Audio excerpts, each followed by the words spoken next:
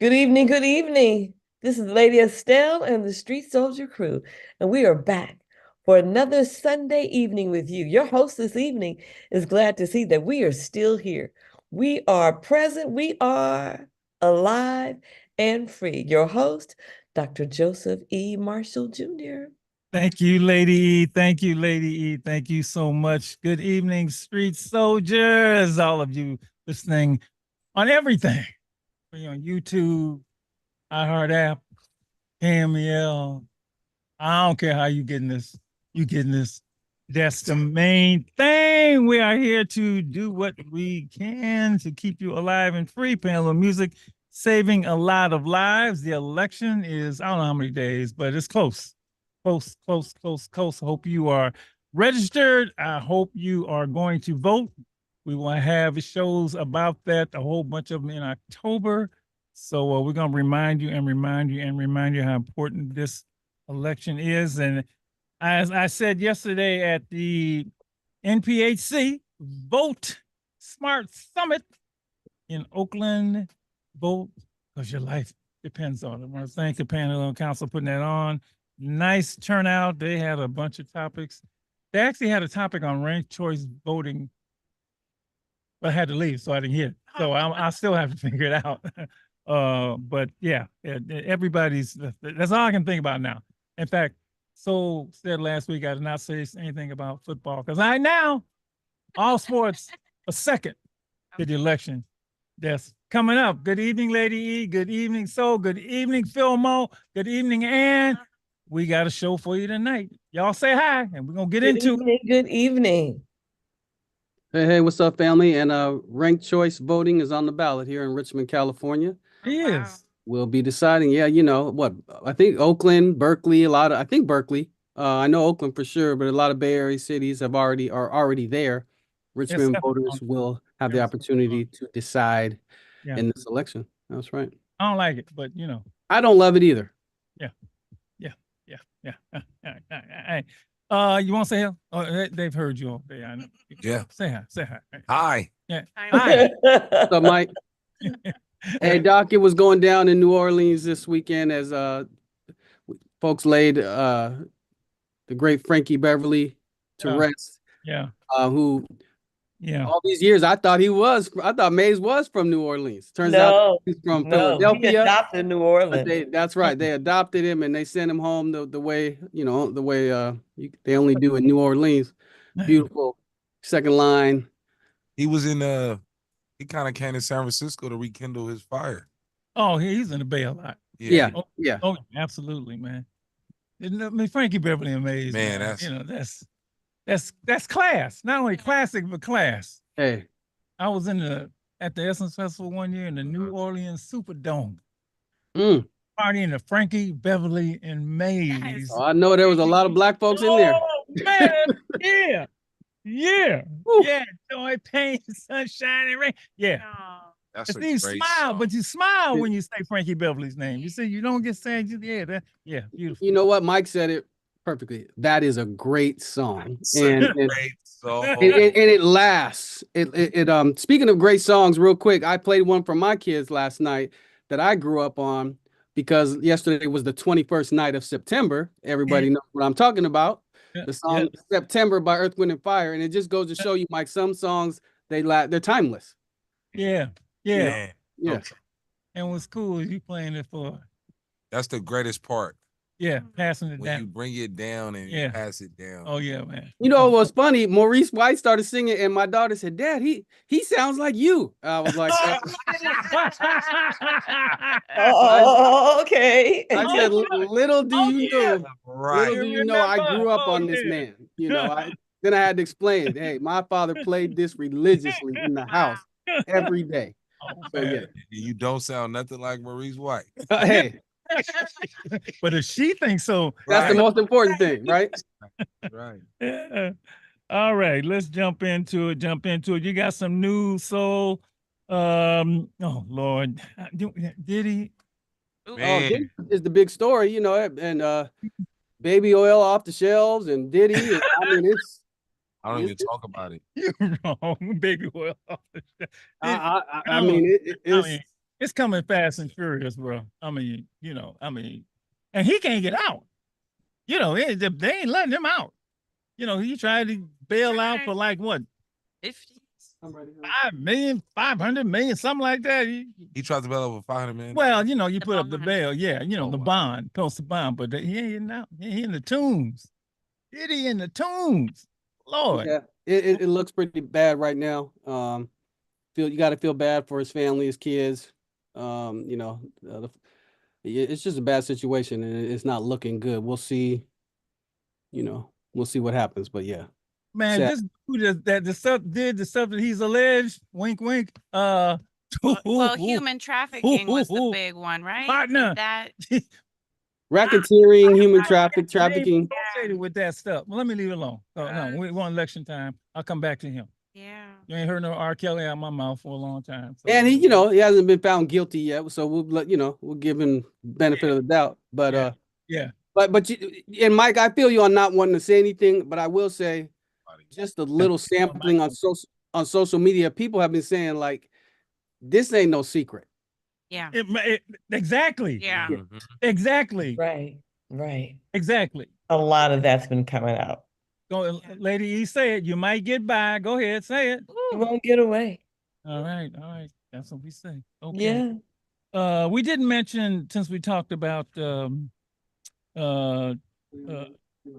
Frankie Beverly, we did not mention James Earl Jones. The great James Earl Jones passed away last. And played Mufasa. Yeah. And his other great role was what? Sandlot. Yeah. I know you're trying to say Star Wars. Yeah. No, I bet the you remember. Sandlot. Sandlot. Sandlot for my 80s babies and 90s kids. All right. Sandlot baseball movie. Yeah. Oh, Uh, all right. Okay. Doc, yeah, I was thinking Bingo Long, the Traveling All Stars, of course. But Yeah. he's got so many movies. I was doing the voice thing, playing the voice. Oh yeah. Simba. He was great. All right. What else we got? Imagine getting in trouble from James Earl Jones's voice. You know what I'm saying? You cut school. Look, man, nothing could be scarier than that, except for Mrs. Jones, I guess.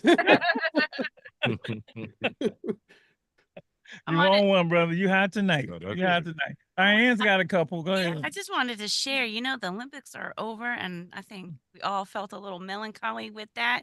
Well, I cured it last night with the Gold Over America Tour, also known as GOAT, led by Simone Biles, She the saw Simone one and Biles last only. night. Yeah, and it was amazing.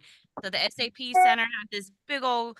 It wasn't a concert, it wasn't a dance show, but there was a lot of all of that loud music, dancing, and all of the athletes, the Olympics, showing off their moves, and it was surreal.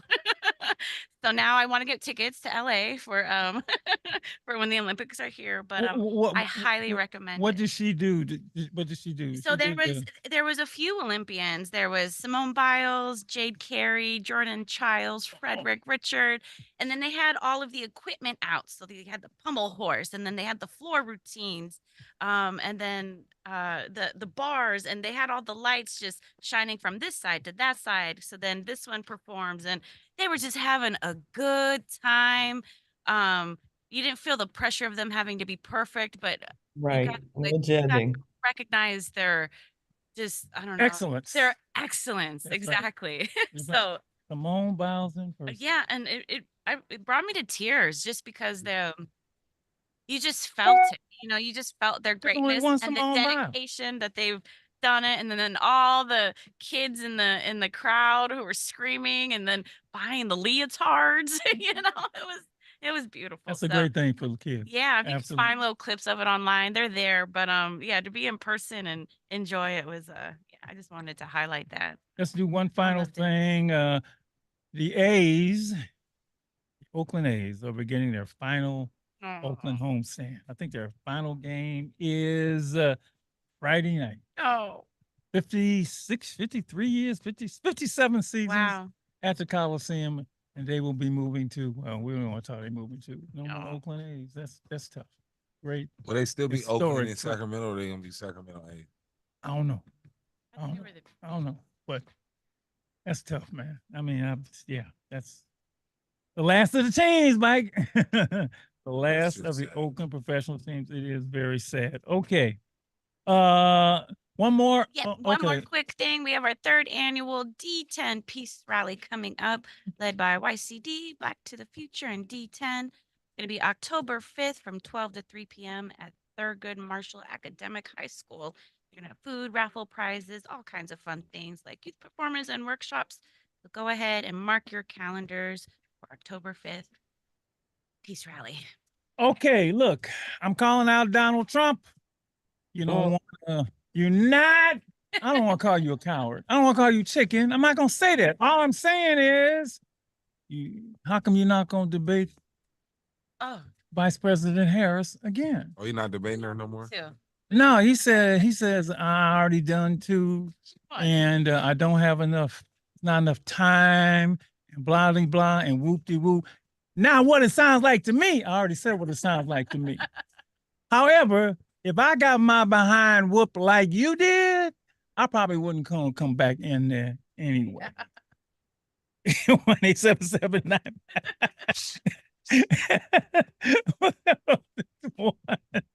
All right, that's all I'm saying. Now, if you're listening, you can call up and defend yourself.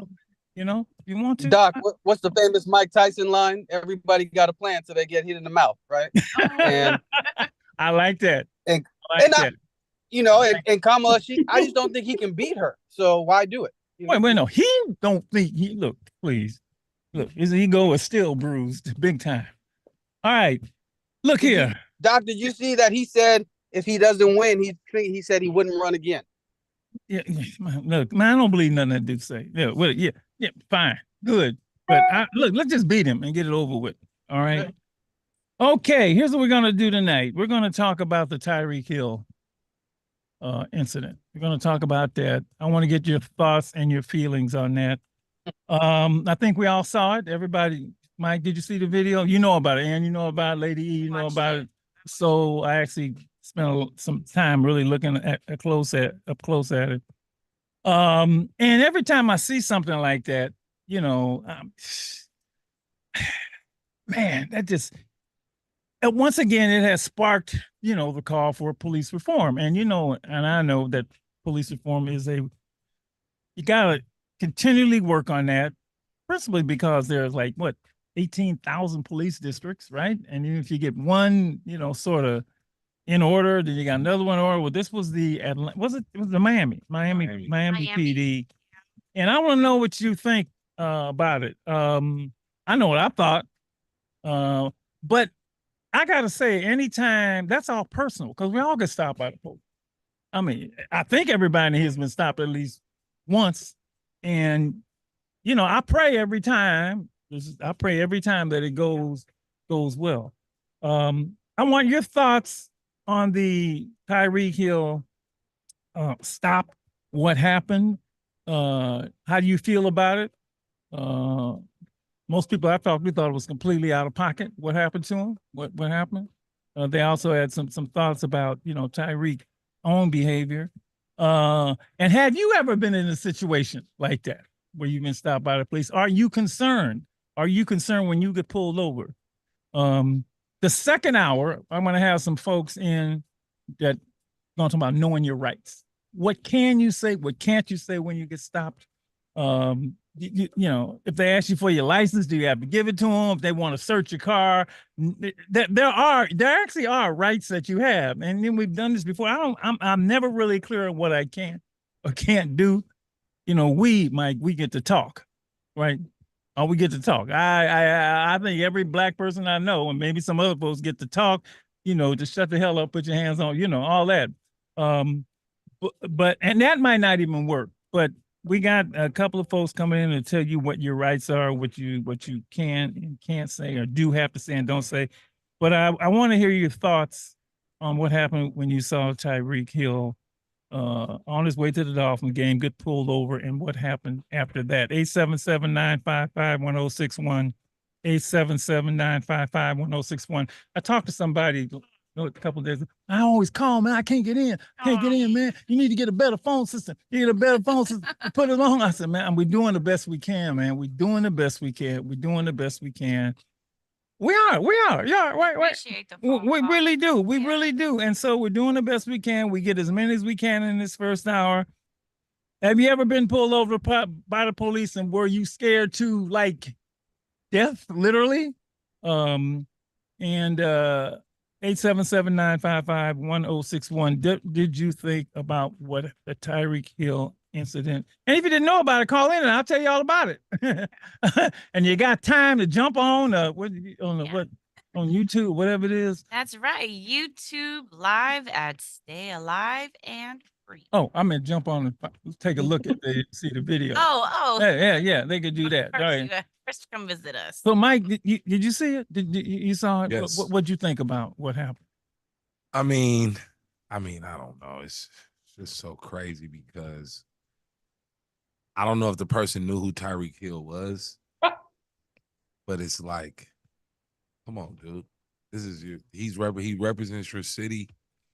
Some people are saying what Tyreek Hill said he kind of was doing too much. I don't care what he was doing.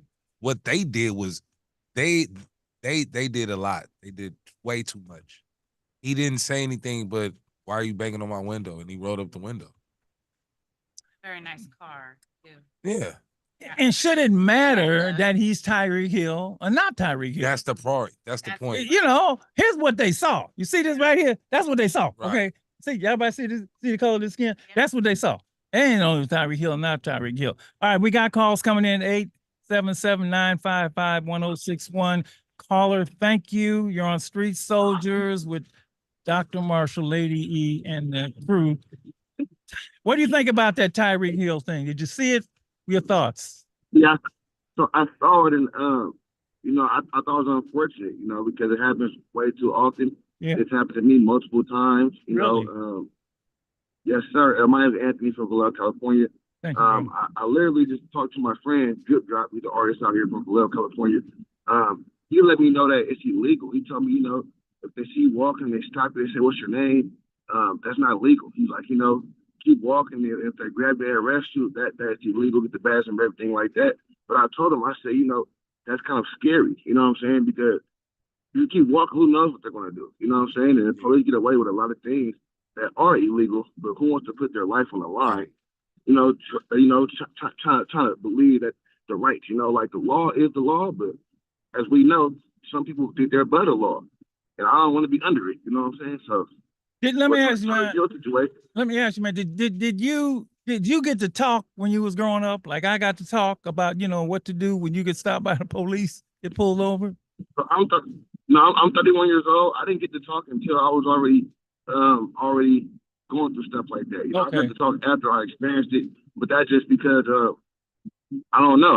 I guess to talk, nowadays, it's popular, but as growing up, I didn't really get to talk like that until I was already going through it, The trip about this whole thing, man, is that this was a traffic ticket.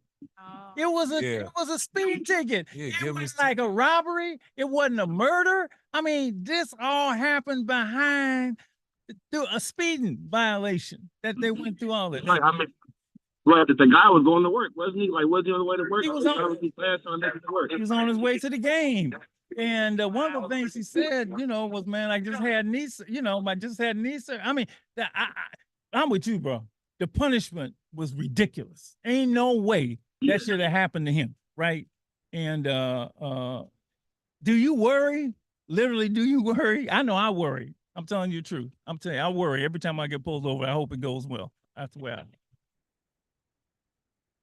You go? All right. New caller. All right. All right. You are on. Thanks for calling Street Soldiers.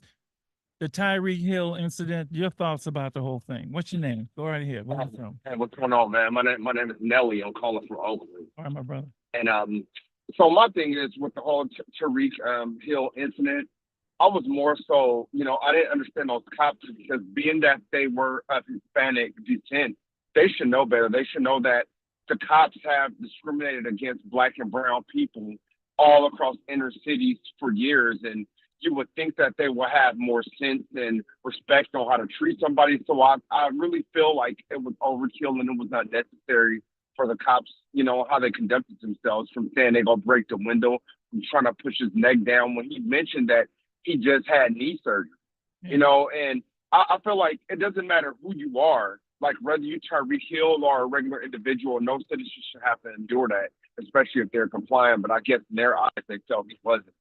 You know, one of the And things, your point about him being it seemed like he was of Latin descent.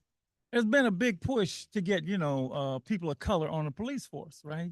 And knowing, feeling that they should know, you know, have some sense of how people will be treated, because maybe they've even been treated that way. However, it seems sometimes the power of being on the police force takes over. You know what I mean? It does, and I would tell you this. I've had better experiences truth be told, I've had better experiences dealing with Caucasian cops than I have with African American cops, unfortunately, because it's like when you deal with African American cops, it's like they have a chip on their shoulder. They have this thing where, like, oh, just because I'm black and you're black, don't think I'm about to give you a pass or help you out. And it sucks. With the exception that I'll tell you one of my experiences if I have time. So I used to go to Grambling State University, and I was at home in Oakland for the summer. And so when I flew back, I would fly back to Houston, and I would drive from Houston to Grambling. So I was driving in Texas, and I'm gonna tell you something, Texas, the speed limit is 70 during the day, 65 at night. Yeah. I got pulled over for going 4 miles over the speed limit. And when a cop pulled me over, you know, he was really respectful and nice, you know, professional. I gave him my driver's license and everything he asked for. And then it was taking him a little bit longer to come back. So I started to worry, like, what's going on? And then he comes back to my car and says, well, hey, do you mind if I search your vehicle? I'm like, why? He said, oh, because I smelled a little marijuana. And I said, what you smelled is a dead skunk, because, you know, in Texas, there's a lot of roadkill out there. Yeah. And then I was like, I mean, I don't feel comfortable with you searching my car. He was like, oh, you don't have nothing to worry about. And he spent 45 minutes searching for my car and didn't find anything. And was looking dumbfounded. And he couldn't even look me in the eye after he was done. He was like, you know, the speed limit is, you know, just let you know, the speed limit is 70 during the day, 65 at night. You know, we have a lot of people speeding through here, and, you know, have a nice night and be safe driving back. But he couldn't look me in the eye. So that was totally driven by racism. But I'm glad it didn't end. You know what I want to get an answer to, and I hope you're listening in the second hour. Did he have the right to search your car? See, because I got some folks coming on, that comes up a lot. And I want to have these people who work in the public defender's office going to come up and answer that question. Because I'd like to know what rights do you have to consent or not consent? And if you don't, do you get in trouble? That's the thing that's very unfortunate. It's like, I was somewhere in Daly City, and I had got into it with a lady friend of mine, but I literally said, you know what, I'm just walking away from the situation. Yeah. Police comes up. I guess he had seen it from afar. He's like, what's going on? I'm like, it's really none of your business what's going on. I walked away from the situation. Why do you care? Like, he was like, literally, I had to go to a party, so it's like, I had to cooperate with him when I didn't have to cooperate with him. It's like, I don't have to say anything, but I just, you know, it was like, I didn't want to take it there and be there for 45, 50 minutes, go to jail that night just because, you know what I'm saying? Yeah, and those type of situations happen all the time. And it's like, I don't have to say anything to you, bro. Like, nothing happened. I walked away from her. She walked away from me. It is what it is. I asked that question to these folks in the second hour. See, because yeah, we have encounters with police. And let me make the disclaimer right now. We know all cops ain't bad. Okay, every time we cite an incident, you know, we have to make the disclaimer. We're talking about a specific incident. We're talking about Tyreek Hill and what happened to him. And I would say it wasn't justified to me. And but I want to know how other people feel. 877-955-1061. And has it happened to you? Has it happened to you? Lady E, you've had encounters with the police. Oh yes. Oh yeah. Are you worried when you get stopped? Oh, I'm horrified. I am absolutely horrified because you never know what the outcome is going to be. And it's interesting, the other caller talked about he's treated better by European Americans than African Americans.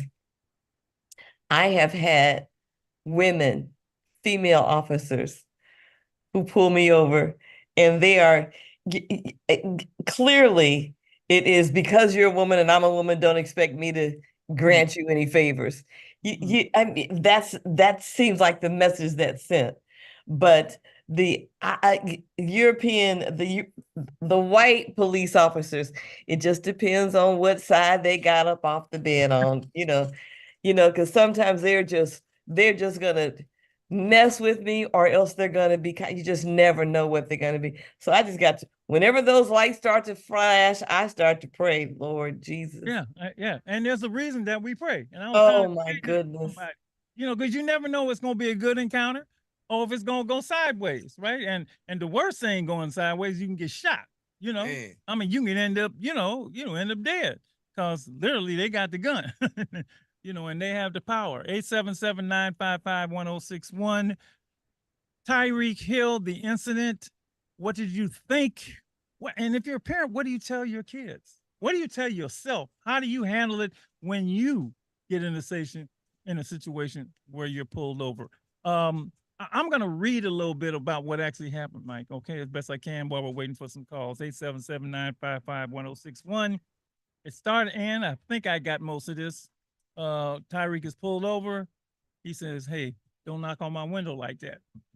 Okay, Mike, tell me when to stop if somebody calls, all right? I'll go straight to the call then. They first. All right, go right ahead. You're on Street Soldiers. Dr. Marshall, Lady Estelle, Street Soldier Crew. What's your name and tell me your thoughts on this? Go ahead.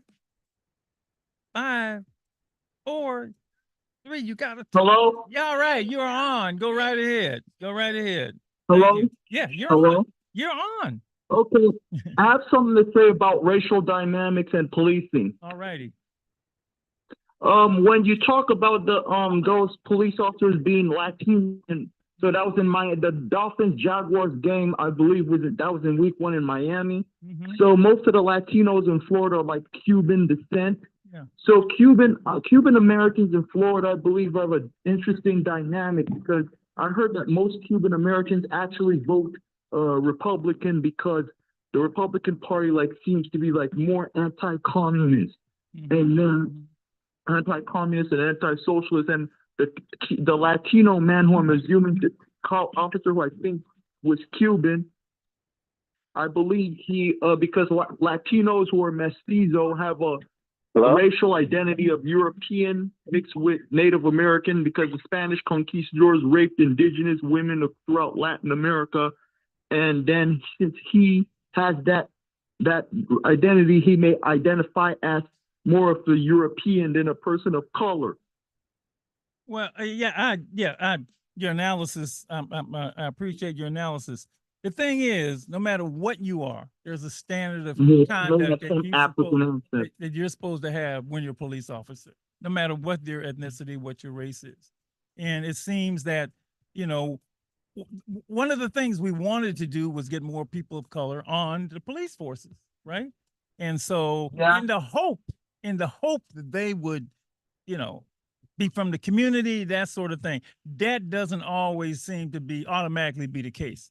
And the best example we can give of those 5 black cops that killed Tyrese Nichol in Memphis. Right. See, so that was the whole idea. You're supposed to be more police, better. You would think that when you have people from the neighborhood or from the community or from the city that they're serving, they would have more accept.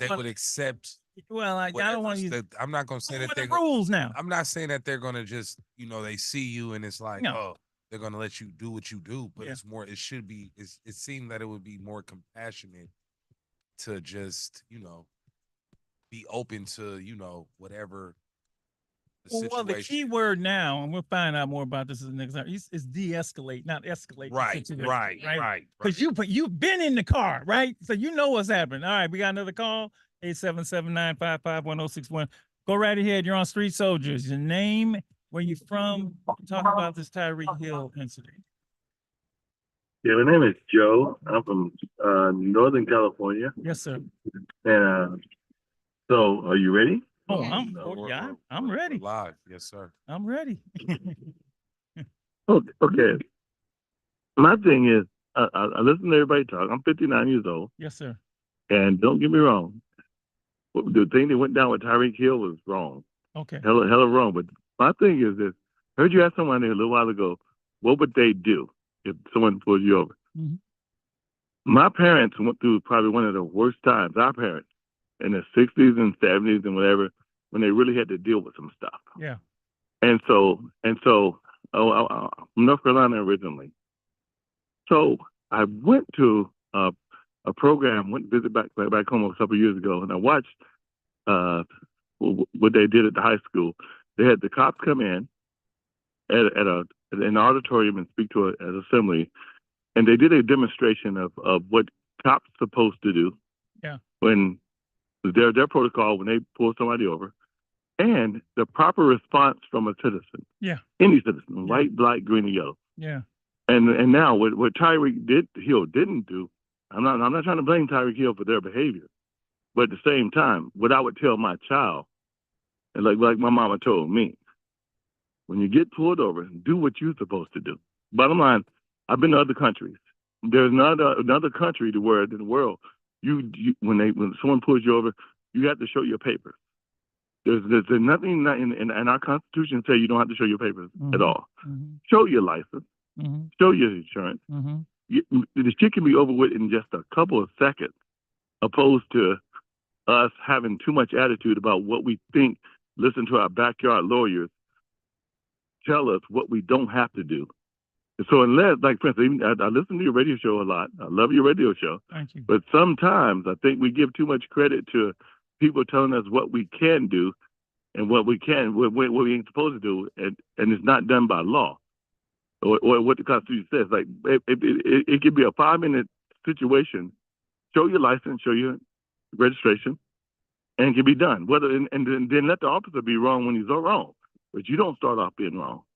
Let me just thank you for that. Thank you for that. And as far as the law part is concerned, that's what we want to hear more about in the second hour. What are your rights? See, I want to know those. Now, whether you choose to exercise them is one thing or another, but I do want to know what the rights are. And to Tyreek Hill's credit, he said, that he could have done better. He said that. He said that. He said, I know, but I know, but he should have did it. I'm saying, like, what I'm trying to say is that he's a young man. Right. Yeah. But too often, sometimes our radio shows, we give too much credit to what the wrong stuff that happened, as opposed to letting our young people know right off the bat, hey, when you get pulled over, you're pulled over. Show your license and registration. We don't have to do it with attitude. Now, even if it's wrong, get them later. Like, and handle the cop in the courts, handle them whatever. But at that particular point, just show your license. The safest thing to do is to show your license and registration and insurance. And that's what I advise. Yeah, I advise my son. I advise everybody. Yeah. Don't argue. Be cool. Be calm. Put your hands on the steering wheel. Because you don't know what you're dealing with. See, Don't you know. don't know what you're dealing with, right? And so the one thing you do have control over is your behavior. Okay. I guess I have questions about, and I think we should at least know now whether we do it or not. That's why I'm interested in hearing. If they say, can I search your car? Can you say no? Or can't you say no? I don't know. I do it just because they ask. They probably asked me to jump in the ocean. Because they a cop. So, but I hear what you're saying, brother. I really appreciate that, man. I really appreciate your thoughts on that. And yeah, I got to talk. And so I've been using the talk, and I think it saved me a lot of times. All right. Thank you. Okay. New caller. You're right on. Go right ahead, whoever this is. You're on Street Soldier. Yeah. How's it going? It's Eric from Oakland. I wanted to agree with the brother that just went on as well. Yes. You got to do the right thing. When they do pull you over, you shouldn't try to be combative. But I do understand both sides, because you can't knock on a person's window a certain way. That is kind of offensive. You know what I mean? But now, it does come to temperament. Soon as the officer seen him be like that, he like, you're not listening to a command, and that make it seem combative. You know what I mean? But it don't have to go that far. You know what I mean? If he just gave him a license, then he should have seen who he was and he'd have been on his way. But now, if you try to bark up at an officer, they do kind of take that offensive, and then you end up on the pavement. Yeah. In fact, the words, I got the words down. You know, don't knock on my window like that. Why you have to have it up? Don't knock on my window like that. I have to knock on it to let you know I'm here. Of course, my voice inflection is not the same as the of the officer or of Tyreek. Yeah. Tyreek says, "Give me my ticket, bro, so I can go. I'm going to be late. Do what you got to do." One of the funniest things I seen was I guess the incident was on like Bleacher Report or ESPN or something. And one of the people said in the comments, they were like, the officer said to his superior, Yeah. "Hey man, I got Tyreek Hill." That was, Then the response was, you did what?" that was further on down when Tyreek was on the ground. Right. He said, Yeah. "You did what?" Yeah. That's not yeah, a good thing, yeah, bro. Yeah. But let me just read a little more of this, Mike. It says, "Keep your window down." And he says, keep your window down, keep your window down, keep your window down. Then he says, "I'm going to get you out the car." And Tyreek says, now this was hard, but here I had to listen to this. "I'm getting out." When Tyreek said, "I'm getting out," he just reached in and snatched it. Yeah. I mean, but Tyreek said, I'm getting out the car. Right. Right. So he had basically said, so yeah, you're on the air. Go right ahead. Thank you. Thank you for the call. Your turn, whoever you are. Now, please say something. Hello? Hello, hello, and more hello. 877-955-1061. I'm, oh Lord. I'm just thinking, the man said, "I'm getting out the car." And they snatched him out the car. Snatched him, throw him on. Well, see, yeah, I'm getting heated now. I'm getting heated. Oh, Lord, let me see. Keep your window down, keep your window down. As a matter of fact, get out the car. You see, my voice changed because I was reading neutral before, right? And we're not playing this game with you. Get out. Well, Tyreek says, "I'm getting out." Anyway, it goes on. Well, the one part that was really stood out to me was when the officer said, "When I tell you to do something, you do it." Yeah. Like, really? Yeah. Okay. Now it's all about the power. Yeah. And domination and control. Yeah. But the other part of that is I have to agree with the other caller. Don't give anybody a reason to come after you. Just don't. And Lady E, Tyreek, it's funny. Now, his was interesting. He says, "I will say I could have been better. I could have let my window down in that instant. But the thing about me is, man, I don't want attention. I don't want to be cameras out, phones on you, you know. At the end of the day, I'm human. I got to follow rules. I have to do what everybody else would." Now, notice he is saying, "I could have done better." Have you heard the department say, "I could have done better"? Has anybody heard that?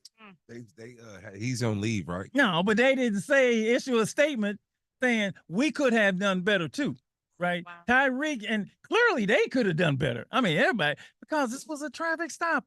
Tyreek, see, Mike, That's he the thing. didn't have no gun, man. He didn't have no firearm. This wasn't a robbery. This wasn't a murder. Okay, right? So Very nice car. how could the end justify, the whatever? Go ahead. Somebody on the line? I'm here. All right, go ahead. 877-955-1061. Want to know what you think? What do you think about this incident and what? Okay. You're on Street Soldiers. Rich from San Francisco. Go ahead, Rich. All right, thank you. Well, I just got to call and say again, you guys need another hour here on KMEL, not on YouTube. You could do that later on with a flash forward, click, click, click. I love you, bro. That's why I'm calling about, so you can hear Tyreek Hill and everybody else for 2 hours instead of 1 hour. In 2024, COVID is over. Thank you. Thank you, Man, Rich. man, I'm gonna get you to make some calls to the higher ups. Well, this is an important conversation because it could have been me or any of us. Yeah. We all get pulled over. And we want it to go fair. We want it to be right. We don't want no drama. I mean, the reason I got on a police commission in the first place is I wanted our encounters that police have with my community to be right. And clearly this was not right. And it's just interesting to me. And Tyreek has said, look, I could have done better, you know, but I haven't heard the department say I could have done better. And there's another issue here. We can get into this. There are body cams on. That's supposed to deter your behavior. That's why we got body cams on officers, right? And on civilians, so we'd have a record. The thought being this would deter you from doing something that everybody's gonna see. So it doesn't always work. 877-955-1061. We got time for a few more calls. Get them in. When you call, Mike will put you on. I'm gonna read you something that's crazy while we're doing that. Listen to this, Mike. And this person said, where I got so many articles, I know what I'm doing. Okay. All right. Tyreek Hill did not deserve the treatment he got from the Miami-Dade police. And this is someone who was a former police chief and worked with the Miami Police Department. And let's see, once identified, let's see. Ain't the right I wanted to see. Okay. Oh, this is even deeper. Listen to this one. This is by Eaton Thomas, who's a former NFL star, who says that Tyreek Hill learned he isn't allowed to do what white people do. That's the article. And he says one of the most eye-opening experiences I had was when I went to college, was seeing how, and this is the article. Now you can quote this, how white people talk to the police. I had never seen anything like it. I remember my first night on campus, which was filled with parties across Syracuse University. I witnessed a white girl cuss a police officer out, call him every name in the book, all because he told her she couldn't park on the grass. But the officer didn't throw her to the floor or handcuff her. He didn't feel threatened by her words because she wasn't immediately cooperative with the officer or the scene pursuant to policy. Okay. Instead, the officer of Syracuse maintained his composure and didn't respond to the barrage of insults that were being heard of him. And see, it's a differential treatment that irks us. Yes. It's a different. If you're gonna do everybody like that, that's the thing. But you can't do that to him, you know, and then talk about why I wouldn't have done it if I'd known he was Tyree. I don't know. No.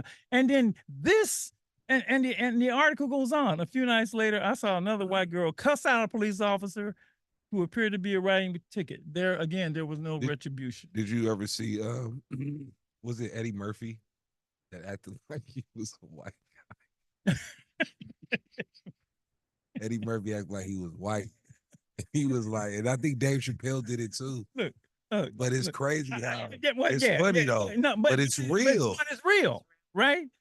Like, you know, I mean, like wink, wink. There was a whole book called Black. I mean, when dude went under, I mean, just yeah, you know. So yeah, it's that differential treatment. Yeah, that irks us. That's the worst. That's it.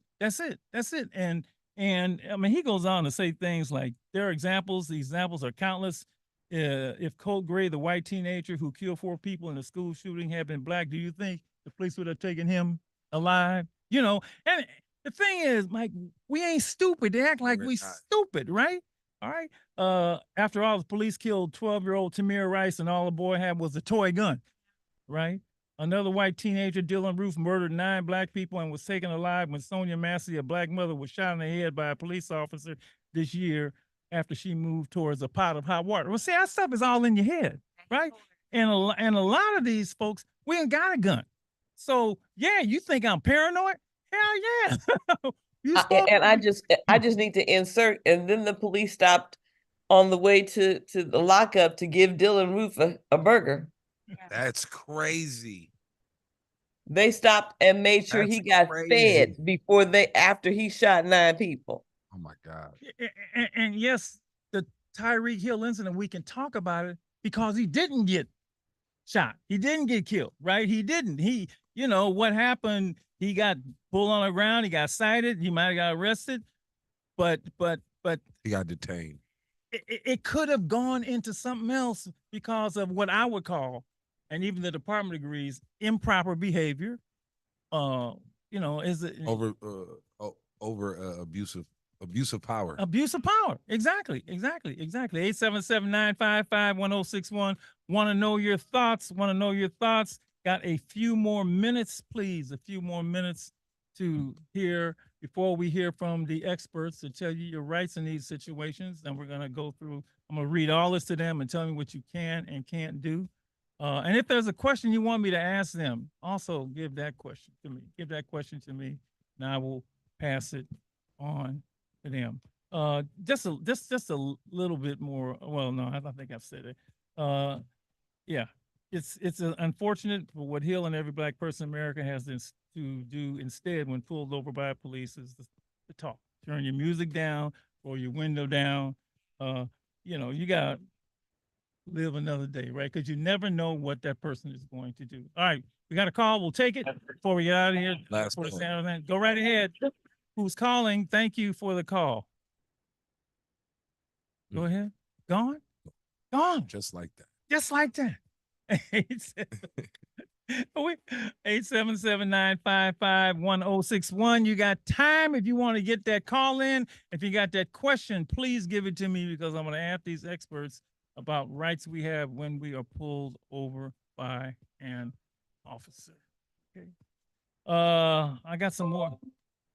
Ooh, what was that? That wasn't me. That was sorry about that. All right, okay. I want to read from, well, the key word in all of this, and I think we'll hear more about this next hour, is the word, the new thing in policing is de-escalation, right? And what they've tried to do since the death of George Floyd and the murder, let me just say, not the death, the murder of George Floyd, is to stop me in mid-sentence and we'll take this call. Last call. Hi, you're on Street Soldiers. Go right ahead. Thank you. Go ahead. Talk. Say something. You're on air. Quick. You're on the air. You got to turn the Qualified radio. immunity. Go ahead. Qualified immunity. Explain what that means to Qualified people. immunity. Explain what that means to people. The cops have every right to do what they want to you, and they will get away with it and would not be prosecuted whatsoever. Yeah. And also they have that powerful police union. Yeah. It ain't nothing but a modern day slave patrol. That qualified immunity has been hotly debated. The man that I do not want to see anywhere near the White House again is saying that he will write into law qualified immunity so officers cannot be. Wow. Absolutely. Wow. And we would never make it to that court system because they cousins, brothers, same clan members and all. Yeah, brother, wait, hey, listen, man, next week, listen, because have you heard of Project 2025? Have you heard about it? Absolutely. That's why I'm calling you. And I shouldn't be calling you, but I hear you. And brother, you're right.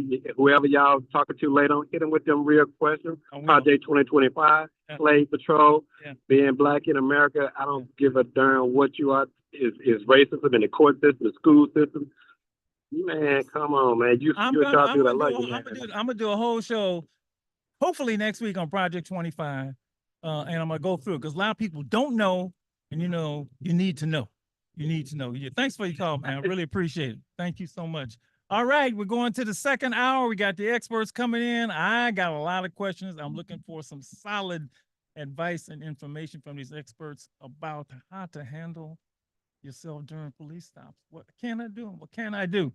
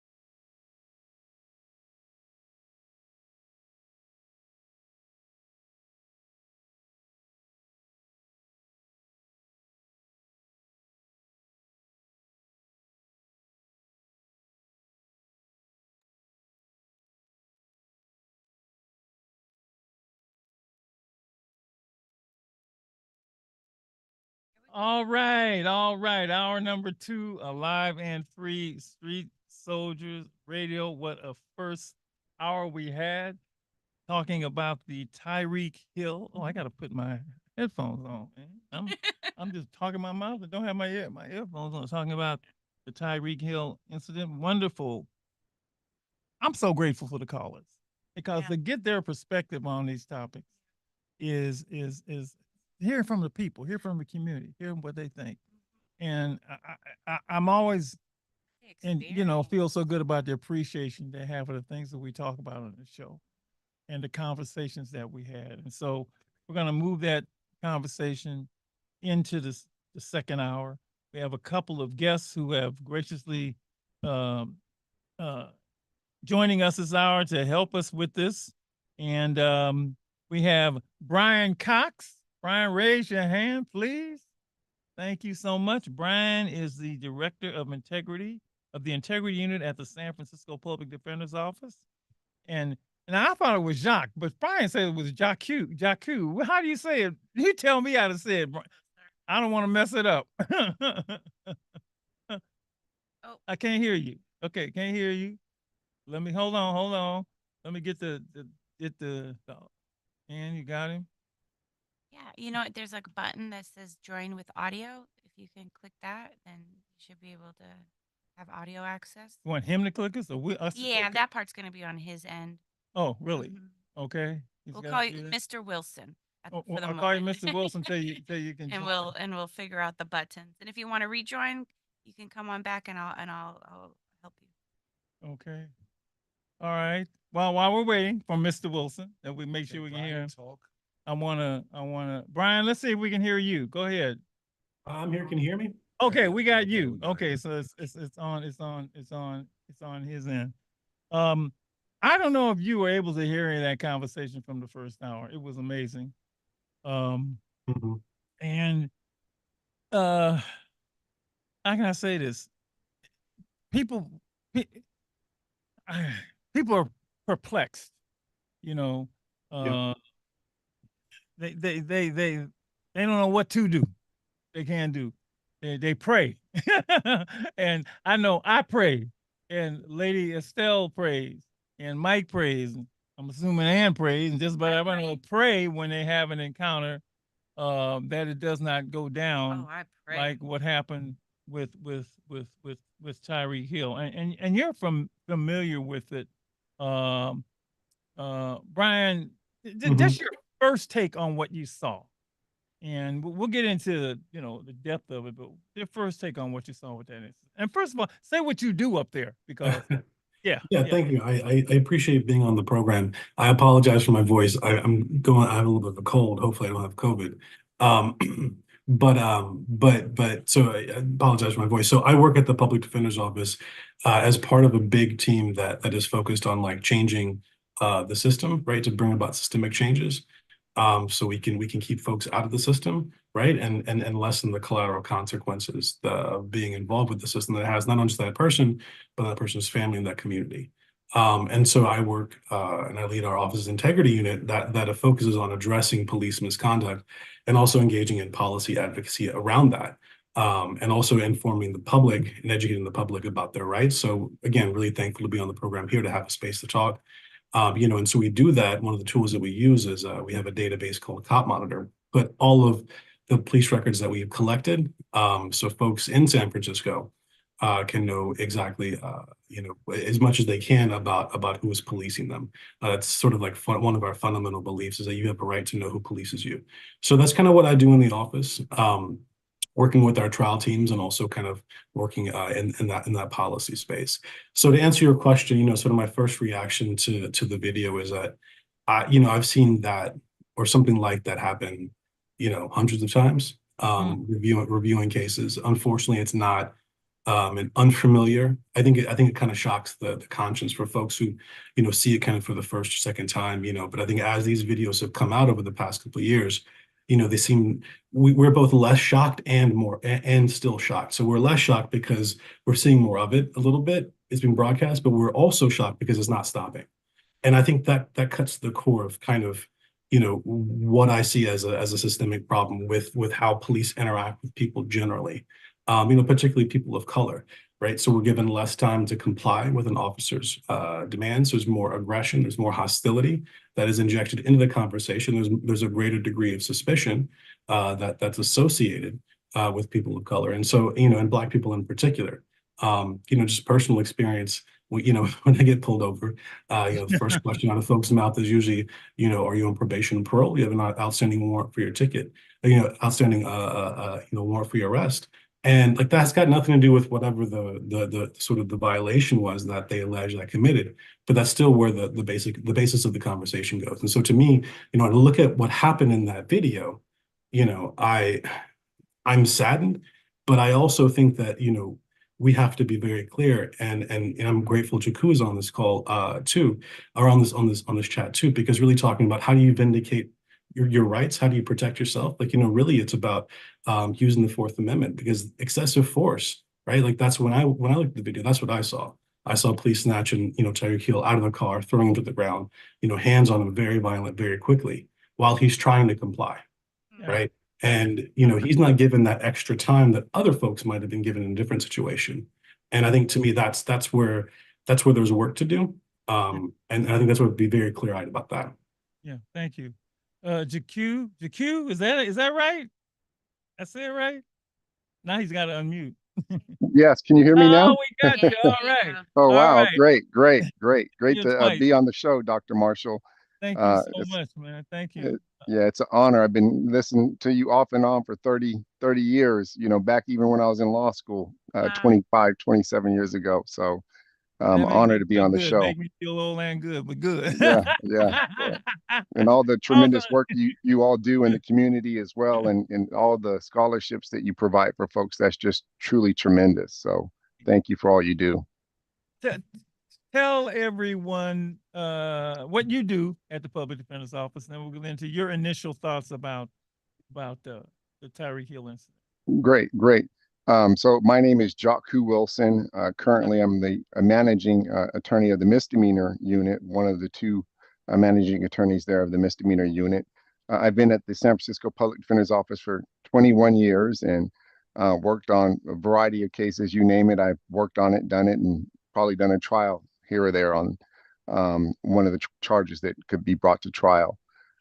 Additionally, I run our intern program at the San Francisco Public Defender's Office. And I often get a chance to see our newer attorneys in court on a daily basis, confronting a lot of the issues that we're going to be discussing today. So that is me in a nutshell. I can go on and on, but we only have an hour.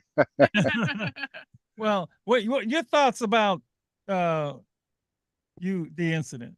Well, it's sad that it had to happen, but like Tyreek Hill said, what if I wasn't Tyreek Hill? The reality is, if he wasn't Tyreek Hill, we probably would not be here today. Okay. However, that doesn't mean that what happened to Tyreek Hill isn't happening even as we speak right now.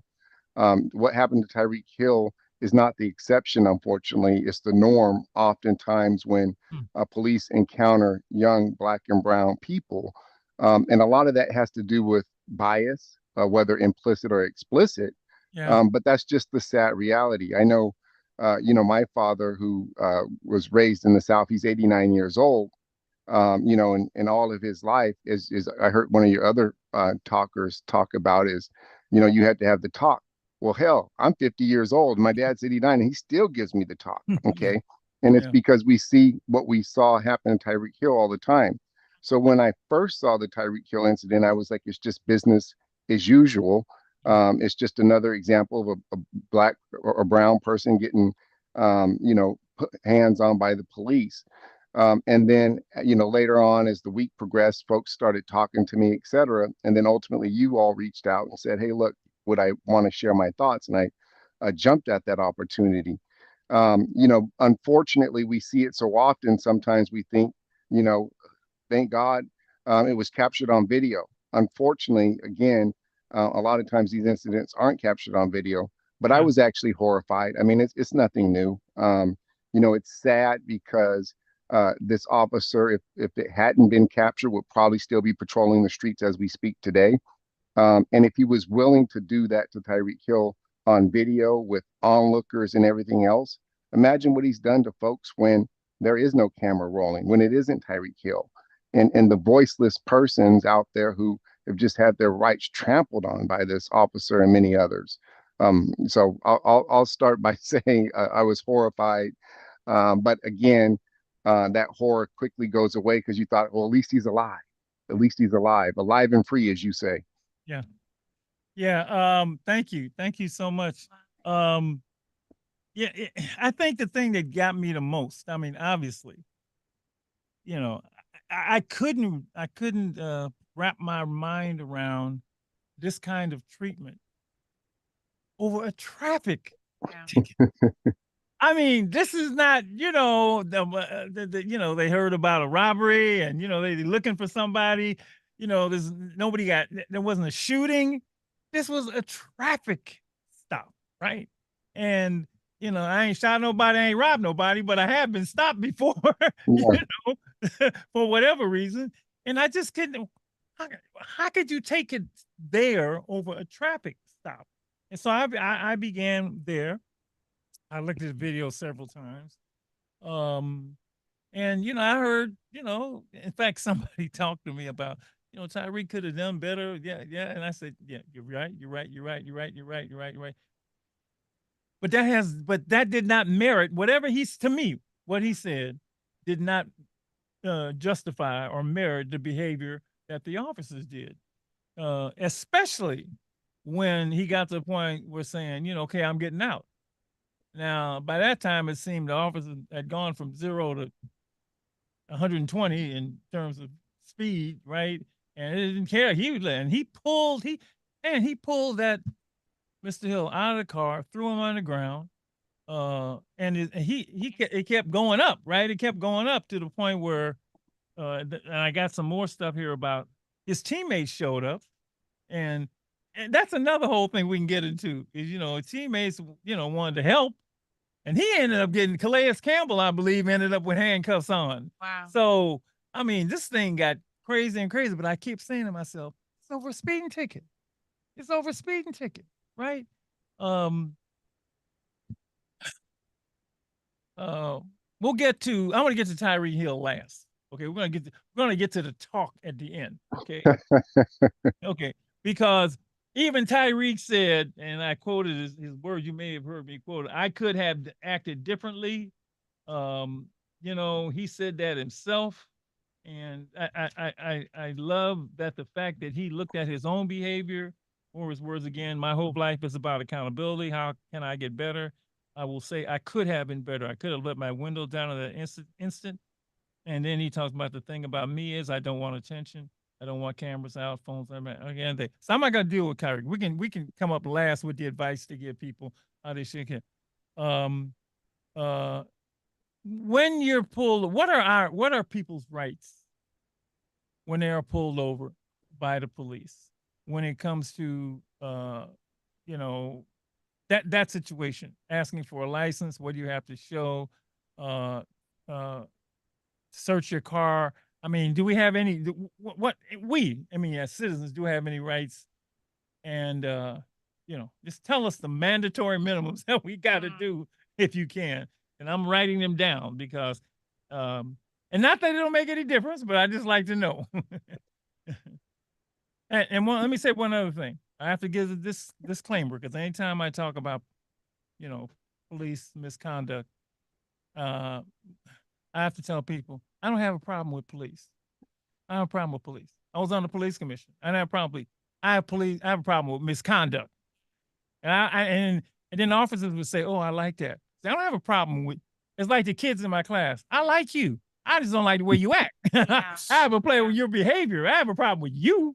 You're wonderful. It's the behavior I have a problem with. So I have to make that clear. I made it clear as on the commission. I have a problem with misconduct. Yep. So that's all I'm looking for. No misconduct. We cool. The P on your hat stands for police. P. So Brian and you and Jacques, jump in and start, like, you know, Give let us a me just one-on-one.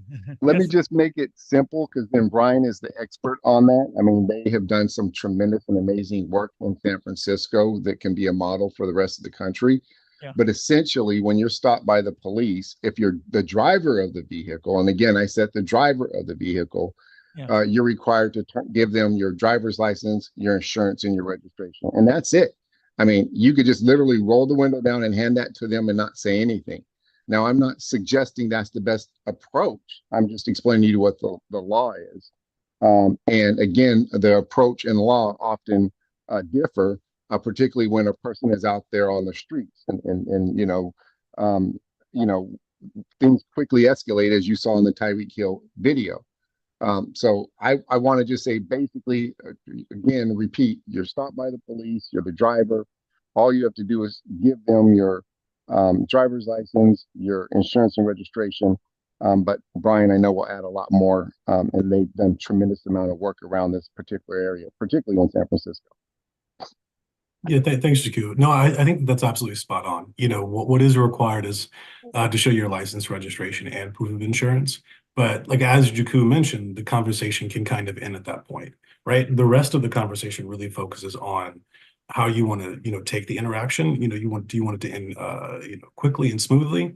You know, but this also depends too on what the cops are trying to do, right? Because if it's a speeding ticket, like what happened with Tyreek Hill, right? Then it's very simply roll the window down, license, registration, et cetera. But if, you know, if it's a group full of you know, young Black men in certain neighborhoods and they get pulled over for like, say, broken taillight or expired registration. That one comes up a lot. The broken Yeah. tail and registry. Yeah. Right. So the question usually is not about the broken taillight or the expired registration. You know, the purpose of that stop is to detain everyone inside, right? And ask them questions to try to search them or search the car. And that's commonly referred to as a pretext stop. And Jakku kind of mentioned the work that we've done in San Francisco to sort of end that practice. And Dr. Marsh should be proud the police commission passed that policy this year to sort of put limits on what SFPD officers can do in those situations, because what we see is that, you know, they're really targeting specific folks and people of color in particular with those types of stops. But yeah, the basics really are license, registration, insurance. You can obviously refuse to have them search the car or search you. So, you know, Now hold on, back up. Okay. No, hold on now. Wait. You can. Well, you asked for the right, so I was just I trying. know. I'm not. Yeah, but and then my filters went up, right? Mike did too. You can legally. Let me say that legally use. Right. So let's start with the Constitution, right? So the Constitution tells you, and the Fourth Amendment in particular, that police, the state, the government cannot search you without a warrant. Now there are some exceptions to that, but in the context of a traffic stop, what usually winds up happening is that they'll ask you after they do license registration, do you mind if I search your car? Or they say something like, I'm going to search your car. Okay. And so it's technically phrased as a question, because if you give your consent to a search, they can totally ask you to get out of the car, put you on the sidewalk, search the car. But you have the right to refuse that search. They have the sufficient legal basis, absent that consent, to get into the car. But what sort of the research shows on this point is that usually about 95% of the time when an officer asks someone for consent to search them or the car, it's given. Because people, they're in that situation, their adrenaline's up, right? So they're scared, they're anxious. And, you know, so the officer is using that position of authority, their voice, right? Maybe holding their hand on their gun, shining the flashlight, all these sort of elements of authority to almost intimidate a person into giving that consent. But no, you absolutely have the right to refuse that consent. Now, if an officer gives you a lawful order, that's a separate question, right? But generally, a lawful order. Yes. And Ann said, "What's that?" She just said that. What's the difference, right? Yeah. So that's a great question, right? Because, you know, when it comes to what is a lawful order versus not, you know, I think that's something that you can for sure, you know, fight that issue in court, kind of when it comes to your criminal case. But kind of on the front end, you know, the best practice usually is to, you know, when a cop gives you that command, that order, is to comply. You're always able to ask, sort of, is this in order? Do I have to comply? But the best practice, the best sort of guidance is to do that in a way that is very, sort of polite, that de-escalates the situation, because I think that's kind of one of the biggest challenges in these traffic stops is they escalate very, very quickly. And the cop wants to kind of keep that power dynamic, so they'll escalate even further. And it's kind of like almost an arms race of who can out escalate the other person. And, and so I think that to sort of short circuit that, in the context of a traffic stop, license, registration, insurance, and let's just be about our business. Does it make a difference if it's a traffic stop in a car or versus on the street? Do you mean with respect to whether they search you or not? Yes, as far as if you're not in your car. Yeah, so I think that on the street, and I'm just they just say, "Hey, what are you doing? Where are you going? What's going on? What happened?" Yeah, so it depends in part on whether they have the legal basis to stop you and what's called detain, right? If they have the legal basis to detain you, then they kind of have more powers to sort of ask you those questions, potentially search you. But it depends, and it sometimes it's really fact specific, based on what they know and what they have. But in general, your best course of action when you encounter a police in the street and they ask you one of those questions, you can simply just say, "Am I free to leave?" And that sort of triggers the analysis as to, and they have to tell you, yes, you're free to leave. If it were me in that situation, I'd simply just be silent and walk away. Got you, Brian. I had a situation in which I went to it was a restaurant, and the police literally pulled up, and I'm not thinking like they're after me. Like I'm thinking they're after someone else. Yeah, because you ain't done nothing. Yeah, I'm like, I'm just here. Right. I was eating. Exactly. And they were just like, "Oh, you fit the description of this, that, and the third." I'm like, "What?" I'm like, what did I do? They said someone said that you fit the description of someone that robbed somebody about 10 blocks from here. And they did all this stuff to me, gave me a ticket, and I'm like, I didn't even do nothing. Wait, they gave you a ticket. They gave me a ticket because I was parked in like a place I wasn't supposed to be parked, but I was just going to pick up my food. I'm leaving. Right. But I get out the car, yeah, and I go there, and then as I'm coming back, the police come and it's like, they do all this stuff. They're like, "Yeah, you fit the description," and well, you didn't. It wasn't you, obviously, but we're gonna give you a ticket because you were. Wow. I was like, "What the heck is this?" That was just shady. Yeah. It's like, what can you do? Like, "Oh, you look like the person that did this, so we're just gonna mess with you." It's crazy.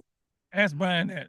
I was just I just feel super you violated. Yeah, I just feel super violated, Yeah. and it's like targeted, and it's like you could be doing absolutely nothing. You can be minding your business, and your day could be just messed up because you look like someone. Yeah. Well, then with that, it makes me think, when are you, or is it bad when you ask, like, what's your name and your badge number? Like, does that really make a difference? Oh, that's a great question. Well, let me answer the first question, and that was in that instance where the police just run up on you and start accusing you of things. Okay, if to me that's not a consensual encounter, you're not free to leave in that situation, nor in that situation are you required. If you're again, you said out on the street walking, nor are you required to provide your name or identification. The problem with a situation like that is it may not go too smoothly. You may find yourself quickly in handcuffs and carted off to jail. Okay, and then you get there, and then after a few, and sometimes, not always, but after the beating for failing the attitude test, they let you out and say, "Okay, well, we got the wrong person." Okay, and 99% of people or more, again, 99% or more people in that situation just go about their business. They don't do anything about it. Okay. So the other brother on the call earlier today was talking about qualified immunity. That was for civil cases. So we're not talking civil today. We're talking criminal. Oh, Okay. okay, civil case. Yeah, but with regard to what you can do with regard to the treatment you just received, you reach out to our amazing Brian Cox there at our integrity unit in our office, and they'll file a citizen's complaint on your behalf. Okay. And then when, let's say that Johnny, a friend of yours, is in trial and they have this same run-in with this officer. And this time they are actually found with a little bit of drugs on them or something like that. Now we're in a criminal court. Okay. Now, because you filed that complaint, now the attorney can file a motion. I won't really go into all of that today, but I'll go into some. You can file a motion to try to get that prior bad act of that officer if it was a sustained complaint. And then that way it can be used in the subsequent criminal case of your friend. So there you were able to help someone else down the road. It's not always about you. It's about also what you can do for the other folks who've had a bad encounter with this police officer. But more importantly, to start back off again, most encounters, like you just said, end up with the person being let go, not going to jail. The way that me and Brian end up usually actually dealing with these cases is because the officers found something on the person, or they, were able to tie the person into the crime, etc. And then they get charged, and then that's where the public defender is appointed to represent them. But in the situation, again, that you described, you just minding your own business, they run up on you, they, ask you these questions, they get the information they want, they let you go. You do have rights, and I'm sure Brian will clarify where I misstepped a little. No, there's no misstep. You're 100% spot on, Jakku. I mean, I think, you're right to point out that it didn't sound like a consensual encounter to me when they're running up on you like that. But, and again, not being able to go into sort of like the specific factual scenario here. I mean, if police claim they have like the legal authority to hold you because they're trying to figure out whether you quote unquote match a description of someone else, no, generally they can do that. But again, it really depends, in terms of what the facts look like. Mr. Cox, real quick, the shady part is like they said that this person said whatever. They were gonna like bring the person up, have me in the back of a car to identify me. I'm like, how you gonna identify me? They could barely see me. You know what I'm saying? Like my whole Sunday would have been messed up. Maybe even more than that. Like, who knows? Like, yeah, no street soldiers at all. It's like all that happened. It's like they could have like literally, but they was like, nah, they don't want to come up here, so we're gonna let you go. It was all on there, like the person, whoever, not the victim, quote unquote. Well, what they call that is a cold show in police work. Okay. Wow. And so if they do that cold show and ultimately you're arrested for some crime and whether you did or you didn't do it, you can file the attorney on your behalf a motion to suppress. And that would be saying that that was an illegal cold show, that they shouldn't have done that they didn't have enough information to detain you. And if you win that motion in a criminal court, because again, we're assuming that if you got to where we're at, that you've been charged with something, then if you win that motion, that identification could be excluded, assuming that the person pointed you out. But in the situation you gave, they may not even point you out. They may point you out, and the police may or not let you go. And so a lot of times these are just fact specific. But again, if they place you under arrest, that's a separate, situation. If they place you under arrest, then I think sorry, Jakku, go ahead. Go ahead. No, I was just going to piggyback on something you said in terms of like, filing a complaint against someone. And certainly we do that in San Francisco. But I think part of the conversation too is about, leveraging those situations, using those situations to advocate for policy changes, right? Because if enough people are experiencing this kind of harm and it's documented, because Jakku hit the nail on the head earlier when he said a lot of these situations, folks just go about their business 99% of the time.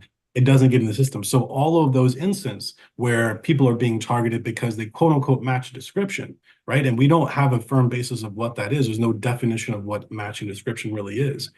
All those cases kind of go away. And so we miss that opportunity when folks don't speak up, right? To sort of like advocate for like, we need better policies because we're tired of folks getting put in the system just because, somebody's accusing somebody else, oftentimes a person of color, of a crime. And so I think, to document that is really important in this context.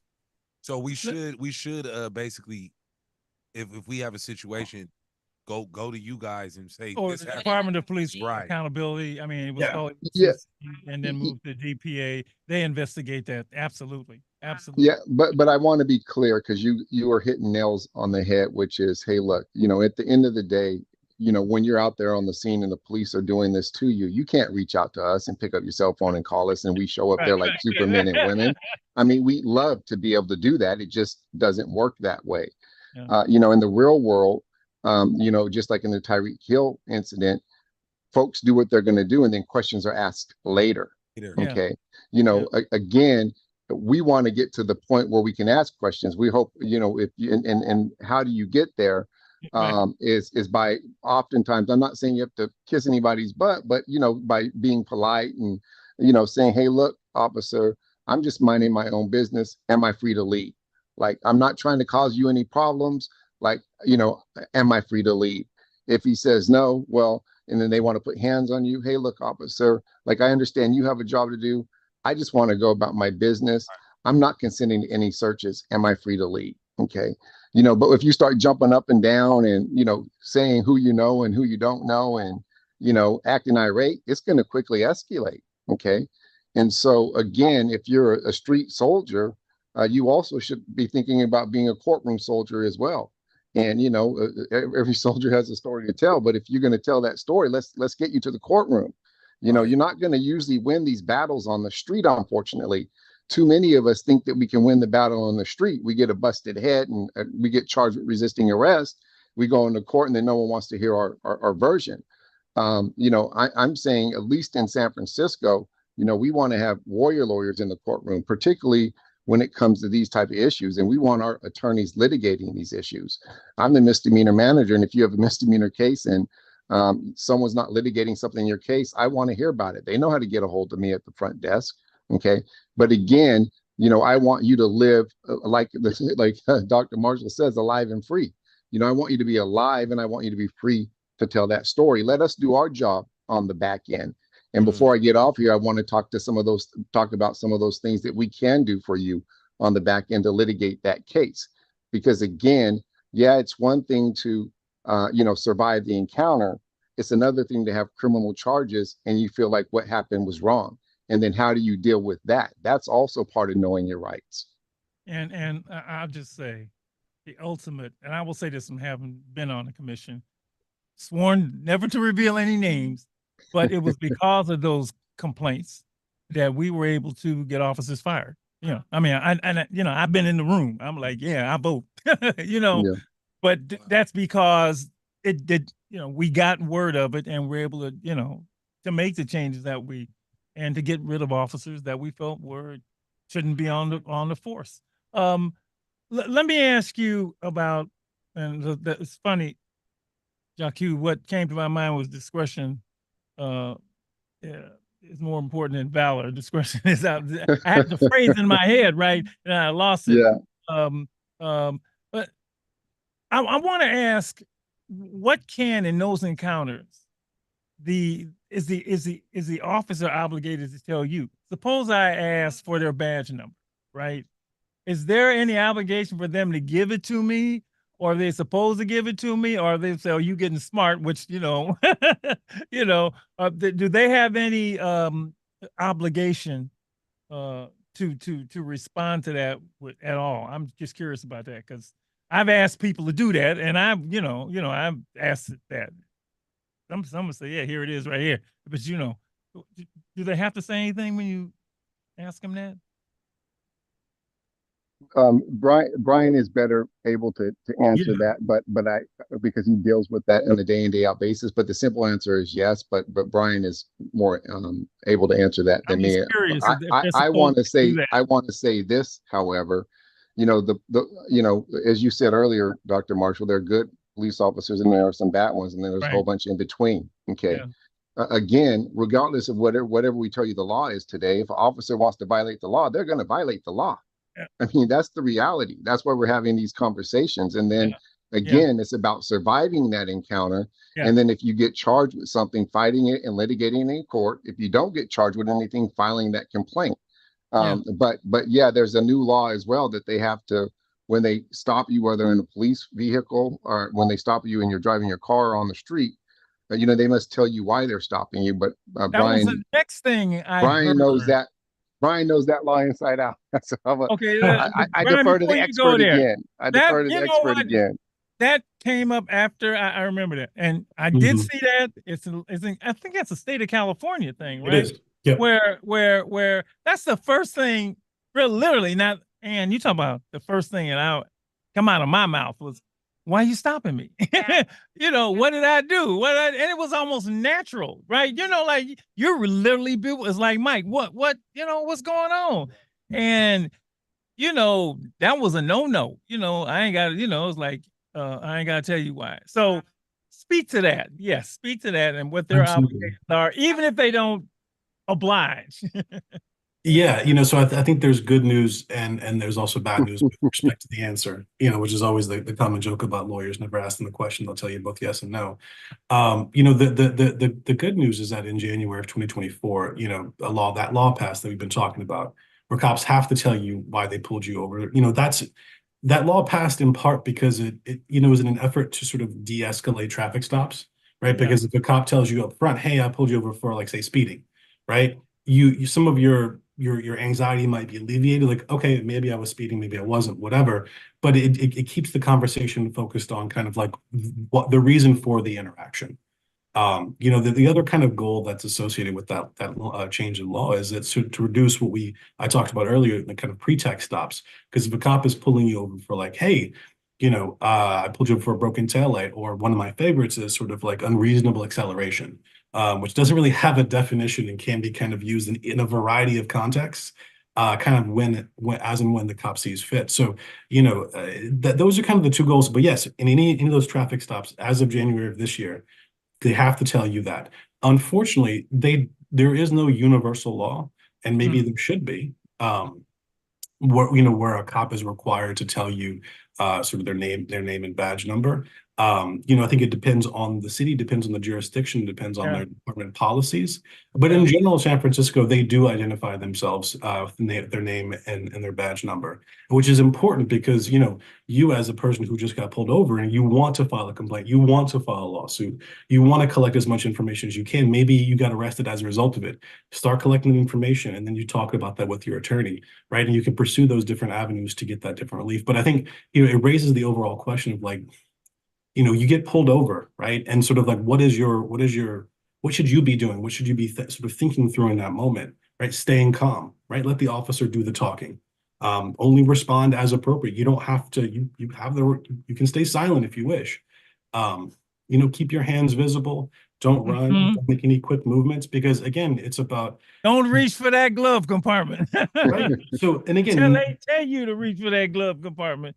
None of this is what you're required to do, but all of these things are kind of the general tips that folks get, and also part of, like, the talk that probably all of us have had multiple times, right? So this advice is not new for all of us here, you know. And so it's this idea of staying alive and sort of like living to fight the next day, whether it's a criminal case like Jakku said with our misdemeanor team or felony team, whether it's filing a complaint or a lawsuit, or it's getting in the streets and advocating for change because this horrible thing happened. Right. And we see that kind of happen in San Francisco a lot. When something terrible happens, people rise up. And it sort of illustrates that there are limits to what police should be doing. And there is misconduct that does happen. And it's not called misconduct until people make that change. Yeah, the worst words that any of us can hear is the words "in policy," right? Yeah, because that's it. Until you change the policy, that's it. The officers aren't going to be held to a standard or even prosecuted, because I mean it's obvious to everybody else is crazy, but they acted in policy. And so I'm going to say something else, but you wanted to say something before I jumped in. You want to say something? Was that you or was that me? Well, what's hard for people to understand is that there's no national policing, right? And anytime I do these shows, I gotta tell people there are 18,000, I think, police departments, of jurisdictions, sheriffs all around the country, and San Francisco, I got to say, is probably at the forefront of not only police reform, but this whole concept of de-escalation, right? And with the officers. So it's like, how are we saying? We've said it earlier. It's like the only thing you can control is your behavior. Yeah. Right. Yeah. I know what we've tried to get the officers in this city is the only thing they control is their behavior. Right. So no matter how crazy the passenger gets, you know, and I don't think Tyreek Hill was particularly crazy. You know, that has nothing to do with you, right? And if you feed into that, you, as this officer said, he escalated the situation. He did not de-escalate it to the point where hopefully the policies that exist in Miami now allow him to face consequences. I'm not sure about that. And that's from this article that I read about this gentleman who had worked with the Miami Police Department just to do something about situations like this. And he felt very disappointed that maybe all the work he had put into the Miami Police Department was had obviously not yet been done. But that's hard for people to get their minds around. And then there's the double standard. I gave you a couple of examples. I've seen guys that, pulled over. Look, I'm gonna tell my congressman, you know who my father is? You know what I mean? They say anything, the cops don't do nothing, right? I mean, like, well, let me explain. They go into this whole, it's amazing to see there's a whole different behavior. It's like, well, ma'am, I'm not, I mean, they did, about de-escalate. This is even in their minds. They're like, I always say, I used to tell them when I was on the commission, they use the word community policing. Well, I always say it's public relations policing, because every time you encounter somebody, you set the bar for an officer, right? So I used to love the word play, and it's like at that point they are public relations. Out there letting the people know, and that double standard is what drives folks crazy. That's the thing that irks people. If you treated everybody the same, it would be different, but we know that's not necessarily the case. So often when it was people of color. There was a thing of oh God, what they call it? Something policing. I can't. My mind is out of it. Anyway, y'all talk while I'm thinking of this phrase. Anything you want to add with all of this? Because this is really very helpful. Very, very, very. Yeah, and you said all the right things. Yeah, I mean, I think you have said everything that the audience can digest and use, and know that there are people on their side too. That's the thing. See, that's really important to know that. Well, inside. Yeah. Let me just add this, Dr. Marshall. If we're public defenders, deputy public defenders, that's what we are. Manoj Raju is the public defender, and he makes a lot of these resources available to not only us to litigate these cases, but to the public as well. And one of those resources is, when your callers have questions such as these, and I know I'm gonna probably get in trouble, but I'm gonna say it anyway. The San Francisco Public Defender's Office has an attorney of the day every single day to field questions from the public. And a lot of the Bay Area Public Defender's offices have that as well. And so, for example, if I got stopped by the police today and I want to call there tomorrow and just be like, hey, look, they gave me this citation. What do I do? Or, this is what happened. What should I do next? They put hands on me. Then they may refer you over to Brian, So our office does have that. Okay. And so, I don't want folks to feel alone, because often we do feel alone when our rights are violated and we don't know who to talk to and who to reach out to. And we think it's always going to cost money. There are folks who are willing to listen and to at least point you in the right direction. I didn't say they would represent you in every single case. Obviously, you have to be indigent, and there's some other things that are looked at, but they're going to point you in the right direction. Now, let's just assume, for argument's sake, because we always talk about what happens in the street, and that's one place, okay? But again, I'm not trying to win the battle, I'm trying to win the war, particularly if I had an encounter with police. And that's when my mentality shifted to that. I started, I started getting less traffic tickets and being let go more often. Because I, for lack of better words, whatever you want to call it, the attitude test or not, I passed the attitude test. I'm not saying folks should have to do that. I'm just saying, I did that. But if you end up in a court of law, there's motions that your attorney can file if you believe that your rights are wrong, such as what you're talking about now. And that's a bail motion to get you out because of what the police did is violated your constitutional right. They can file a motion to compel to make the officers turn over the body-worn camera footage and other information quicker. They can file a motion to suppress to show that the cops or the police violated your constitutional rights. They could file a Miranda motion. They could bring a Racial Justice Act claim. They could bring a 1385 motion to ask the judge to dismiss the case in the interest of justice. And once in a blue moon, those do get granted. Okay. Additionally, they can ask for a Freedom of Information Act on the officers, file a request under Senate Bill 1421, which requires that certain acts by the police involving violence, lying, and sexual assault be immediately turned over when one requests those. Persons can file subpoena ducis tecum for training materials to use in the case. Our office has that public database, Cop Monitor, which Brian Cox and Zach have worked so tirelessly and effortlessly on, so that we can have transparency and accountability. If you get to trial, nowadays, they, in theory, can't kick jurors like they used to be able to do a few years ago. So you may be able to get a juror on there who had a negative experience or with the police because they got a traffic ticket or something. Prior to Penal Code 231.7, which is a new law, the DA could kick a juror because they had a negative experience with the police. They can't do that alone if that's the only basis anymore. Okay. In San Francisco, there's the Be the Jury program, which is, to get jurors to be more diverse so that when folks are dealing with these instances and they are looking at a trial and the issue is whether they were resisting arrest or not, a lot of Black and brown and poor folks can't be on these juries. Well, Be the Jury now pays $100 a day as opposed to $15 a day, which is throughout the state. So if you're on a 30-day trial, that's $3,000 as opposed to 30 times 15. Some folks now can sit on juries, and we know that the more diverse juries are, the longer they deliberate. I didn't say they always come back not guilty, but I said the more and longer they deliberate, and the least, these type of things can be kicked around the room. There's also a new implicit bias jury instruction that talks about bias, and it came out in November of 2023. It was a supplement to the jury instruction, and now you can require that be read to every jury. And now you can start talking about these issues in jury selection and opening and cross-examination when you call a case or when you call your witnesses in closing statements. So what I'm trying to explain to you is, yes, things, as my father says, hasn't really gotten better.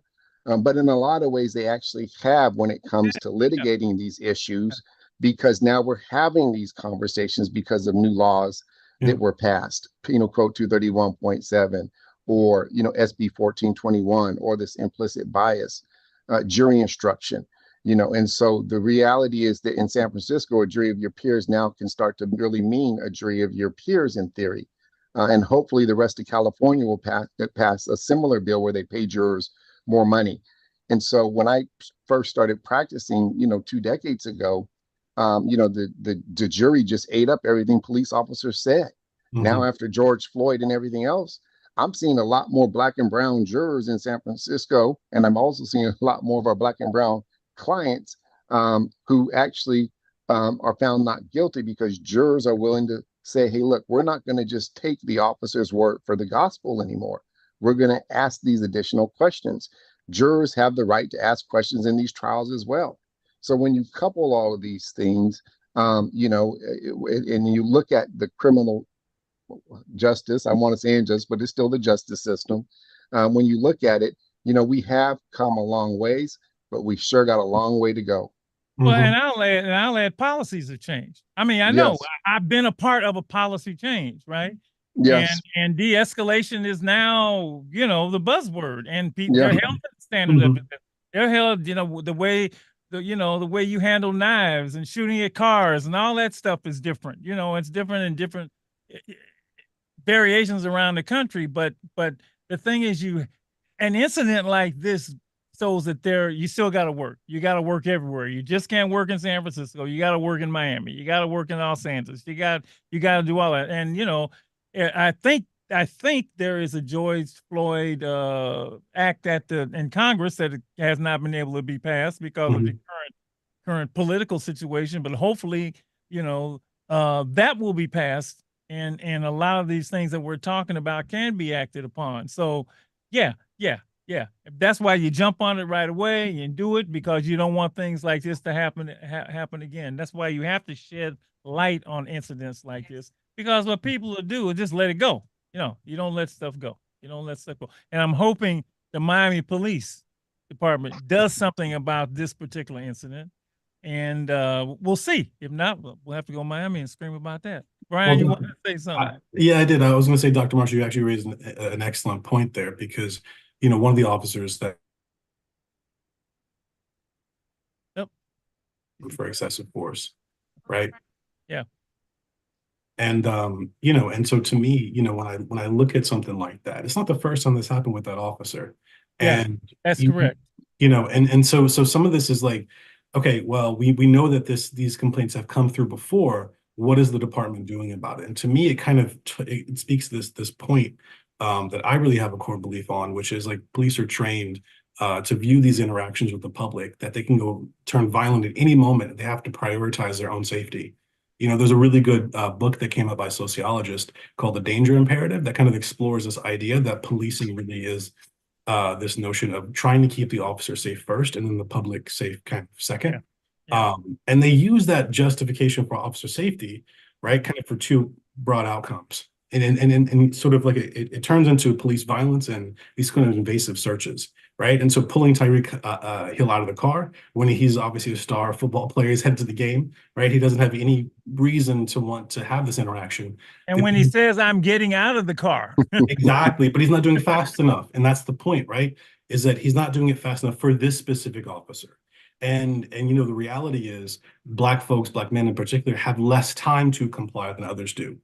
Right. And so in those situations, because officers are trained to protect themselves and they think of, that quote unquote officer safety, it's important that people do the same, right? People have to protect themselves, right? Practice those sort of harm reduction, risk mitigation strategies that we talked about, staying calm, all that other stuff. Because, to Jaku's point, he's brilliant in terms of laying out how our office can help you once you have a case.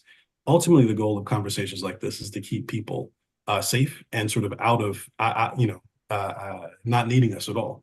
And I tried to explain this to the officers before, trying to keep you out of trouble. Okay. We don't want no mess nowhere. You give us, whatever. We want these encounters to go safely for everybody. Right.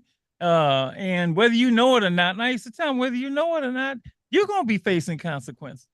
And, the thing I'm hoping, I don't know if we've gotten there, and we haven't gotten there because I've seen too many, is that when another officer who sees this pulls that officer back and say, that's major. That's major, because I remember one thing I wrote in the book, and is that, to a lot of people in the community, police seem like an occupying force. And I said, I'm not saying all cops are bad. I said, it doesn't seem like the good ones can do anything about the bad ones, right? And how many of these things would have been averted if, in fact, an officer with a cooler head stepped in and said, "Look, no, and that's actually what happened when he found out it was Tyreek Hill. Then, the cool head became, this is a black athlete, right? So yeah, all of that's involved here. I want to thank you for all of this. This has been wonderful. You're taking your time out on this evening to share this information with us. We all got one common goal: to keep everybody alive and free, right? We want everybody to stay alive. I want the officers to stay alive and free. They got families. That's why I'm doing this. They don't always understand. But I think they do get it. I think they do get it. Some of them get it, maybe not all of them. Lady E, you are Lady E. So thank you. I only have two things. You can ask whatever when I'm with experts, it's important that our listeners, at whatever time they log in or check in or turn on their radios, that they get to hear some of your expertise. I want to thank you for being here, your willingness to share the information that you have that can help keep us alive and free, comfortable, informed. One of the questions that I have is, if we have an encounter, is it important for us to know that the Constitution Amendment 4, the Senate Bill SB 962, or TQZ.1. Do we need to have that information when we're talking to an officer? But that's aside. So do we have to have that information when we're talking to? I will answer that, lady. And again, it's an honor because I may not get to say much more, but I'm on Street Soldiers KMEL. That's what I'm talking about. But the reality is, again, when I was younger, I would always argue with the police. Okay, now if they're going to give me the ticket, let them give me the ticket. And my mentality is, I'll beat you in court. Okay. Yeah. As a public defender, I get to cross-examine police officers all the time. Okay. As a kid, I didn't get to do that. And I'm not, and again, there are good and there are bad officers, but the point is that when folks are charged with a crime, our job is to represent that individual, and our job is to cross-examine that police officer. And so again, what I suggest is that in that encounter, you don't always have to throw out the law and what you know and who you know, et cetera. Just be like, okay, just if officer, you're going to give me the citation, I understand that. Thank you, and you have a good day. And then, when you get to court, if something was wrong there, that's when you want to bring these challenges. That's when you want to bring up these laws. Additionally, that's when you want to reach out to Brian Cox of the Integrity Unit and, say, hey, look, we want to file a complaint. And also, if your listeners ever reach out to the office and they just want to, have a day where they come to the office for a training on these rights and more, have a reach out. I'll be more than willing to do that. Because again, it's about all of us staying alive and free. And living to see another day. Ultimately, officers got kids and families they want to go home to. Well, same with the individuals who they stop and detain. At the end of the day, Tyreek Hill was in a hurry. He was going to his job. Yeah, he was speeding, but he didn't deserve to be treated that way. Right. He's still a human being. Okay. Right. And so, that's what we're trying to say here is like, we want us all to, stay alive and free, but again, to live and see another day. So just thank you for having us on this show, for speaking to your listeners, and keep doing the amazing work that you all are both doing. Thank you. Okay, so Jaku, that was great. Thank you so much, because that just went right into my next question. You answered that. And so I want to put that same question that I didn't get to ask to you because you were right there giving me that information. Mr. Cox, Brian, what can you share with us to always, if you're stopped by the police, always remember, and how would you close us out with that? Yeah, I think if you're pulled over by the police, I think the first thing to remember is to stay calm, right? And keep in the back of your head that this is not the best battlefield to test the issues. As Jaku said, the best battlefield, your best shot at beating the charges, beating whatever, is going to be in court. Is going to be filing that complaint, is going to be filing a lawsuit, is going to be in the streets asking for policy changes. I think just stay calm and stay alive, and then we'll fight that case later. All right, that's wisdom. With that, this is Lady Estelle asking you to consider all of this. Thank you so much for being here. Thank you so much, both of you. Wow, this has been great. Really, really appreciate it. And hey, stay alive and free. Both of you guys, you got a tough job. Appreciate you doing for all of us. And everybody, will see you next week. Might be doing Project 2025. All right, so it's going to be a hell of a show next week. A lot of information. Okay, good night, everybody. Stay alive and free.